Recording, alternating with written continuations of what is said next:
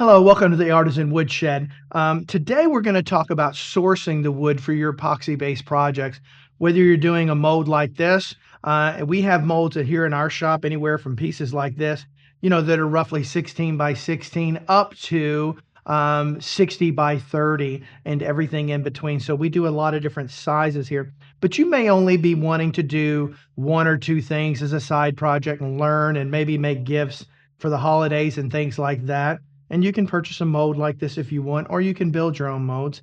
But regardless of that, finding the right wood, as an example, as you can see around me here, there's quite a few different species of woods here, and you're not going to be able to find these woods at your big box store.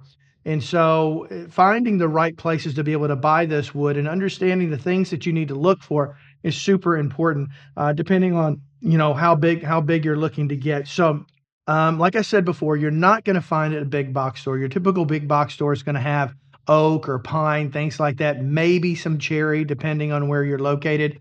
But that's going to be the extent of it. And you're not going to have anything with any live edge or anything like that to buy. Now, if you happen to have a store called Rockler, or a store called Woodcraft around you, those are two stores that you can go and purchase some wood and some various species of wood. And you can buy smaller boards for smaller projects. It's great if you're just doing one or two, something like that. That's a great option for you. But understand that when you buy these woods from a store like that, or whether you buy them online from similar type stores, ultimately you're going to spend a lot more for that wood. And the reason being, I recently did a video on how important it is to ensure that you start with a flat board on the bottom of your pour when you do it. You want to make sure that it's flat when you put it in, so you don't have any resin or epoxy, whatever you particularly call it, kind of seeping underneath of that, making it difficult to plane off, and ultimately end up being with a board that's much thinner than you were hoping to have. And so when you're looking to be able to source this wood, when you go to those places like a Rockler or a Woodcraft, those are going to be what's called jointed all the way around. I'm not going to get all caught up with a bunch of terms that you're not likely to understand. There are terms when all four sides are properly jointed, but just understand jointed basically means that the top and the bottom are flat and then the sides are squared to that. So you're typically going to get typically rectangular boards, right, when you do that. Or even if you get a live edge board at either one of those particular stores, the top and the bottom are going to be perfectly flat because they've already been run through a jointer. And a jointer is really the only way to get a board flat for all intents and purposes. A planer will not do that. A planer will just adjust your thickness or affect your thickness. So when sourcing those boards, it's super important. So what I recommend that you do is, just do a Google search or anything like that and look for local local hardwood lumber mills in your area. Now, some of these places, depending on where you live, you may have to drive somewhat to do that. Now, before I talk about really the brick and mortar stores that kind of do that per se, they're usually in an aluminum building, but regardless of that, you're going to find a lot of places, a lot of people on Facebook selling, wood that they've milled themselves. I want to caution you before going down that road. I'm not going to say don't do it, but I'm going to caution you for that, because some of the things that are super important when working with wood like this is you need to really get most of that moisture out.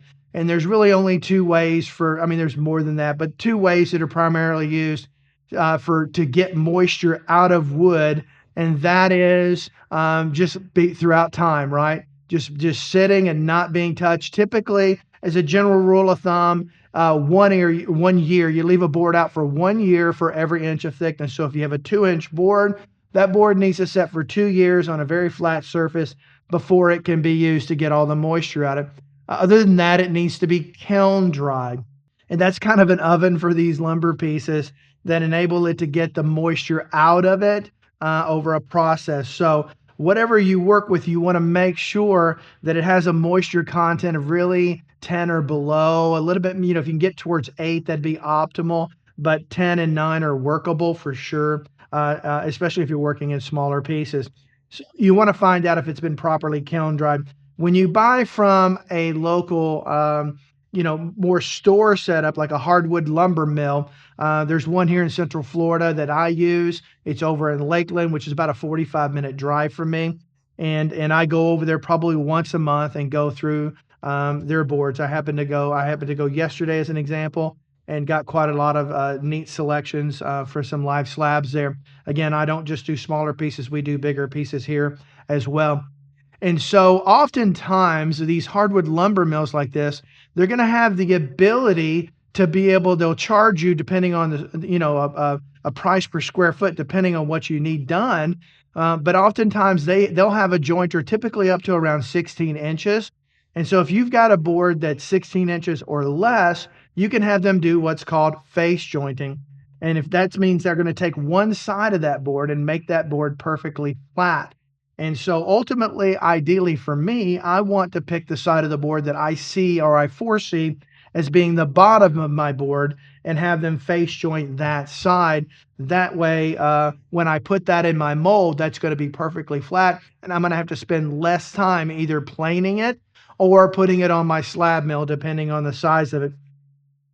Now, typically, I don't focus on the top of it as much because ultimately these pieces are either going to need to be run through the planer after they get out of the mold, or taken care of with a slab mill, depending on the size, like I said. So you're going to be taking off a little bit there. So I don't worry about making sure that the top is flat. That's not really important to me personally.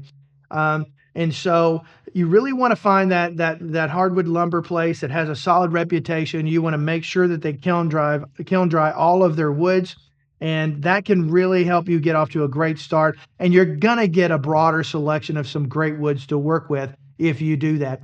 So that's how I go about it. Hopefully this can help answer some questions for you. You're gonna save a lot of money by buying wood that hasn't been, planed on all sides, not planed, I'm sorry, hasn't been jointed on all sides and really prepped for you. Obviously, there's labor associated with that, and you're going to pay more for that lumber. You'll save quite a bit of money by finding your local hardwood lumber mill in your area, and I recommend that you do that. That's just my 2 cents. So, hope you had a great day, and I'll see you next time. Bye bye.